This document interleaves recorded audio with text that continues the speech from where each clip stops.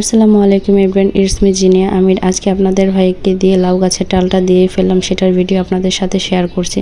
প্রথমে আপনাদের ভাইয়া জালিটা ভালো করে ছুটিয়ে নিয়েছে, তারপর দুই দিক থেকে দুইটি বাঁশ রডের সাথে বেঁধে দিয়েছে। এরপর জালিটা ভালো করে দড়ি দিয়ে বাঁশের সাথে বেঁধে দিয়েছে। আমি ভাবতেছি আমি যেহেতু ছাদে যাব তাই মিনিকে লালুকে সাথে করে নিয়ে যাব, একটু ছাদে খেলা করতে পারবে। এসে যখন মিনি দেখেছে রোদ, তাই সে একটি কাগজের নিচে যেয়ে বসে আছে। দেখতে মাশাআল্লাহ কত কিউট লাগছে। আর এদিকে আপনাদের ভাইয়া টাল দিচ্ছে আর লালু এসে বারবার জালিটা ধরছে আর দেখছে। এর মধ্যে বাহির থেকে একটি বিড়াল এসেছে, সেটা দেখে মিনি আর লালুকে রাগ করছে। দেখুন লালু কিভাবে শব্দ করছে।